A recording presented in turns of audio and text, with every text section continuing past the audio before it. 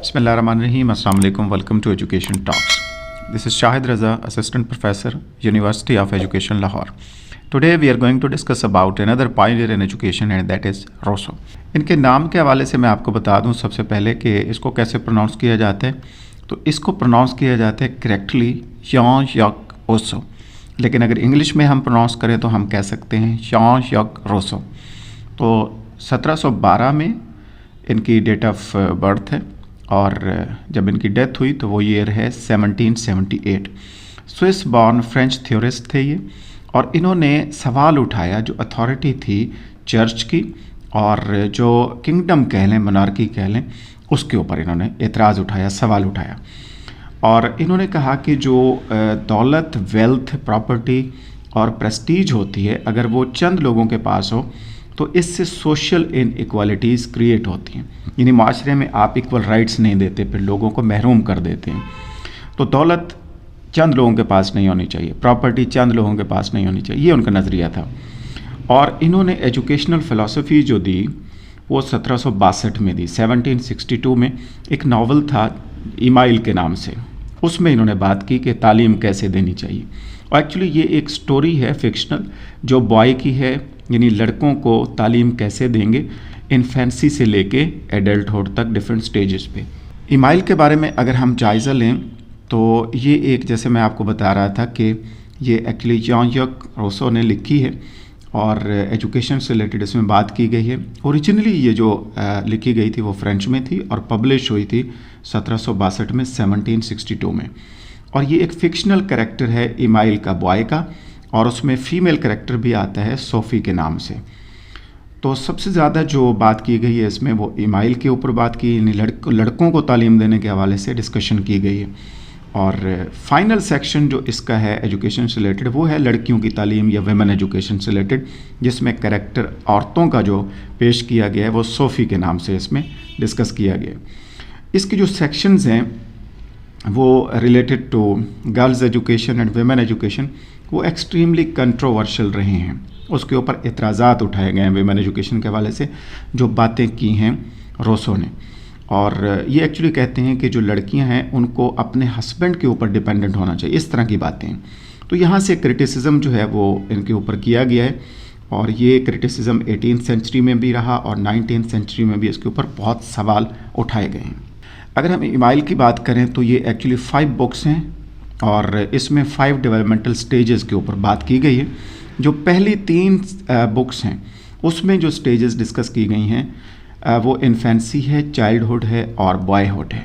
और जो चौथी किताब है उसमें जब बच्चा जवान हो जाता है तो उस वक्त उसको किस तरीके से आगे बढ़ना चाहिए, उसका रोल क्या होगा, उसको तालीम कैसे देंगे.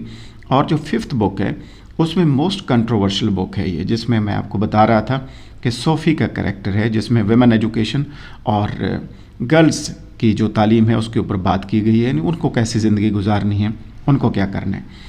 तो एक्चुअली ये डिटेल्ड डिस्कशन है इसमें 5th में, civic and domestic life of SoFi 5th book में. एम्स ऑफ एजुकेशन क्या है इनके फ़िलासफ़ी के मुताबिक, इनका नज़रिए के मुताबिक, रूसो के मुताबिक. पहला है development of a child's inner faculties and power, यानी ये रिकमेंड करते हैं कि बच्चे की जो इनर फैकल्टीज़ हैं, जो इनर पावर्स हैं, उसकी डेवलपमेंट की जानी चाहिए और नेचुरल वे में करनी चाहिए. दूसरा, स्ट्रॉन्ग बॉडी जो है वो नेसेसरी है अगर आप चाहते हैं कि बच्चा ग्रो करे और हेल्दी रहे और उसकी होलसम पर्सनैलिटी डेवलप हो, तो उसके लिए स्ट्रॉन्ग बॉडी की ज़रूरत है. और उसकी फ़िज़िकल डेवलपमेंट जो है अगर की जाएगी तो फिर ये हासिल किया जा सकता है टारगेट. इसके बाद वो रिकमेंड करते हैं कि तालीम जो देनी है बच्चे को वो डेवलपमेंट ऑफ सेंसेस के थ्रू होनी चाहिए, यानी जो एम ऑफ एजुकेशन होना चाहिए अर्ली ईयर्स में उसके ऊपर सबसे ज़्यादा सेंसेस के ऊपर फोकस करना चाहिए. और इसके बाद ये इंटेलेक्चुअल डेवलपमेंट के हवाले से बात करते हैं कि ये भी इंटेग्रल और इम्पॉर्टेंट गोल है एजुकेशन का कि बच्चे की इंटेलेक्चुअल डेवलपमेंट जो है वो की जाए. तो इसमें जो रिकमेंड करते हैं कि क्या पढ़ाना चाहिए जो इंटेलेक्चुअल पावर्स उसके डेवलप हों, तो उसमें फ़िज़िकल साइंसेस है, मैथमेटिक्स है, ज्योग्राफी है, हिस्ट्री है और लैंग्वेज रिकमेंड करते हैं कि ये पढ़ाएं तो बच्चे की इंटेलेक्चुअल डेवलपमेंट बेहतर हो सकती है. इसके बाद ये कहते हैं कि एजुकेशन जो है उसका मकसद ये होना चाहिए कि वो प्रिपेयर करे बच्चे को कि वो ज़िंदगी में जो पेश आने वाले मसाइल हैं اس کو حل کر سکے اور اپنی زندگی میں جو لیونگ اس کی ہے اس کو بہتر کر سکے، ارننگ بہتر کر سکے. تو اس کے حوالے سے وہ ریکمینڈ کرتے ہیں کہ اس کو میکینیکل آرٹ پڑھایا جائے، ٹریڈ اور مینول لیبر جو ہے اس کے بارے میں تعلیم دی جائے تاکہ وہ اچھا روزگار حاصل کر سکے. ٹیچر کے رول کے بارے میں یہ کہتے ہیں کہ اس کا رول ایز اے گائیڈ اور ایز اے انسٹرکٹر ہونا چاہیے. یعنی وہ انسٹرکٹ کرے گا، بچہ خود لرن کرے گا نیچرل وے میں، لیکن جہاں ضرورت ہوگی ٹیچر اس کو گائیڈ کرے گا، انسٹرکشن پرووائڈ کرے گا اور انسپائرز کرے گا تاکہ بچے کی انیٹ فیکلٹیز اور پاورز جو ہے اس کو ڈیولپ کیا جا سکے. میتھڈز آف ٹیچنگ کی جہاں تک بات ہے تو اس میں وہ کہتے ہیں کہ ڈائریکٹ ایکسپیرینس اینڈ آبزرویشن کے ذریعے بچے کو پڑھایا جائے. یعنی بچے کو موقع دیا جائے ڈائریکٹ ایکسپیرینس کا، آبزرویشن کا. اس سے وہ ڈیولپمنٹ جو اس کی ہے سینس آرگنس کی اور ریزننگ کیپیسٹیز کی وہ زیادہ ہوتی ہے، انہانس ہوتی ہے. دوسرا وہ ریکمینڈ کرتے ہیں لرننگ بائی ڈوئنگ. یعنی بچے کو پریکٹیکل ایجوکیشن دی جائے تھیوریٹیکل کی بجائے، اور نالج جو وہ گین کرے گا وہ زیادہ بہتر ہوگا اگر وہ خود کر کے حاصل کرے گا نالج. تو اس کے بعد وہ کہتے ہیں کہ پلے میتھڈ ہے. یعنی بچے کو امپورٹنس آف پلے جو ہے وہ بھی ضروری ہے، بچے کو کھیل کے موقع دیے جائیں تاکہ اس کی پراپر ڈیولپمنٹ ہو سکے.